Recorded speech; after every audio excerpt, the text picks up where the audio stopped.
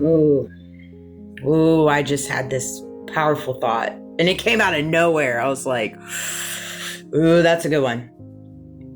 Dang, it came out of nowhere. I'm still processing it myself. Because I just came across on my Facebook, it was this saying, I didn't even finish reading it, but it was like, I had to put you through this for you to see this. And I know it was like a biblical, like a meme or something like that. And immediately when I saw that, I thought to myself, do you find, I mean, I know for me personally, I see it all over the place, particularly coming out of Erica's mouth, but TPUSA, a lot of religious prominent people, where they speak on behalf of God's word as if God told them, this is the word, and this is what he told them they are to do. But they're not talking in reference to like personal experience. Like if you go through, everybody goes through circumstances and situations and trials and tribulations within their world, within their reality, within their life, the entire time they're on this earth, right? And so you go through these situations, you go through these circumstances. If you're a spiritual person, if you're a religious person, or if you're not, you go through all these things and you have your own perspective, you have your own emotions, you have your own reasoning, you have your own logic, you have your own facts, you have all this, you have your own truth, right? You have all these things and they are designed for you. You've went through them and you have all of these things, correct? Okay, so we've established that. So my question is, why do we find ourselves so much now where we have people pouring out certain things and messages and biblical verses and sermons and all these different things as if they're on the podium, they're holding the mic, and like they're talking as if they're God because God told them so, and so because they said it, it is so, and so they are God. And it's like, no, what you're supposed to be doing is you're supposed to be on that mic, you're supposed to be giving a sermon, you're supposed to be providing messages as to how God changed your life in the circumstance that you were in. Seeing as you're going to go ahead and throw religion into it, you're going to throw those Bible verses into it. Provide experiences, how God touched you, changed your world, gave you a different perspective, gave you a different outlook, gave you a different emotion, made you look in the mirror. But no, they're not doing that. It's all in the perspective of like, God came to me, this is a Bible verse, and this is what he means when in this Bible, and here's the verse, this is what he means when he says it. And so because I said it, it is so, because I am God and I am acting on his behalf. And it's just unique to me. It's very unique to me. Because in that moment, in that very moment where you're in the presence of these things, it's as if in different ways, it's as if they feel as though they are God, and we the viewer, we the people receiving these messages are their servants. We are their servants. And so we are supposed to be treating them or, acting on their behalf because they are God. And it's like you're taking his messages, you're weaponizing it, and you're flipping them around.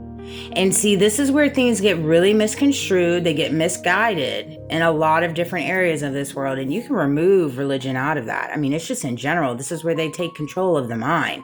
We don't have the ability to recognize that you are your own person. You have your own thoughts. You can receive messages. You can see people on the podium. You can do whatever. But at the end of the day, you take away with what resonates. You take away with what resonates to your life, to your thoughts, to your feelings. I find myself so often in realities and situations and illusions and tactics and all this, and they just like, it wants to change my perspective. It wants to provide me this outlook. It wants to do this. Okay, that's great. I'm always willing to hear other people's perspective. But at the end of the day, I stand on my own in reference to my feelings, my emotions, my faith, my spirituality, my morals, my values, my integrity, my ethics, my honorability. I'm not going to let anybody wage that, no matter what I find myself surrounded by, no matter what I see on the screens, no matter how much money they have, no matter, at the end of the day, it does not matter. It does not matter. Because money is just an illusion. Status quo is just an illusion. And if people ride on an illusion for their value, then that's something on them. And it's actually really sad, and you should pray for them. You should pray for them. Because it's really sad. You shouldn't land on your value or you shouldn't allow your value or worth to land on something materialistic. You're giving something of value your worth. Your worth. When your value is infinite. It's infinite. You have an abundance of possibilities to take your value, your worth, your confidence. Take all the things that you have been through and turn it around for the better. Understand that everything that you're walking through is for the better benefit of you. Like, I'm to a place now where it's like I'm at such peace, and I'm so grateful for everything that I have been through, because I understand why it was designed for me to go through it, for me to elevate and become the way that I am, and the way that I am becoming, to see things the way that I do see them. And so everything was working for my greater good. And so, truth be told, 99% of these people, they came into my world yet again, I just look at them and say thank you. I'd say thank you. And I'd be on my merry way, and I wouldn't think twice about it. I wouldn't even think twice about it. And that's just the honest truth.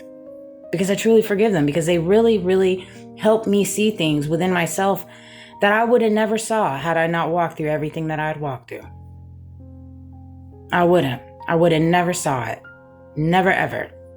So they did me a favor by putting me through all this. And so by that, I'm grateful to them. I'm absolutely grateful to them. Now, am I indebted to them? Absolutely not. Are they God to me? No. No. I know who my God is. And I recognize what Jesus Christ did on the cross.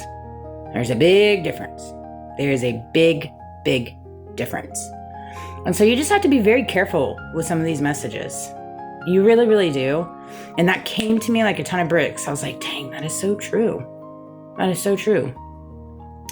The way that God came into my world and touched me in the crevices of life that I didn't even know could be touched, in a period of my life where I was so alone and so in such a dark place, where it was like everything in my world, everything in my family, everything with my son was just crumbling around me, and nothing made sense. Absolutely nothing made sense.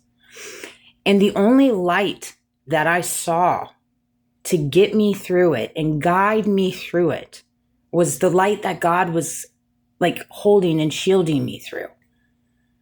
And there's not an experience in my life now, whether that be with my addiction, whether that be with my childhood and going through the sexual abuse, whether that be with my marriage, whether that be with a toxic work environment, whether that be with things in reference to my son, whether that be things in reference to my family, my ex. I mean, we can go through all of it. And I see how God was always so present there. And I was allowing the conditionings of the world and the conformity of the world to make me look this way, instead of always seeing what was there right beside me, flying all around me, and I speak on behalf of this because he's right there with you, And I'm not trying to pressure religion or faith or all that. No, I respect everybody in their walk and where they're at. But what I can't stand is the misuse of what we're doing with religion and his word and God, and becoming these godlike nature beasts that walk among us and then throw out a Bible verse and speak on behalf as if they're God. And then they flip it around. They do the most evil things in the back. And then they hit you with, I'm going to pray with you, or I'm going to pray for you. I'm going to pray for you. Instead of just at that moment taking accountability in reference to possibly being a pedophile protector. I mean, if the shoe fits, wear it. And it's one of those things. It's a hard truth. That you obviously recognize it. Otherwise, you wouldn't have left the entire conference, right? And so at that point, that's God telling you it's time to go in and do some healing. and fix some things.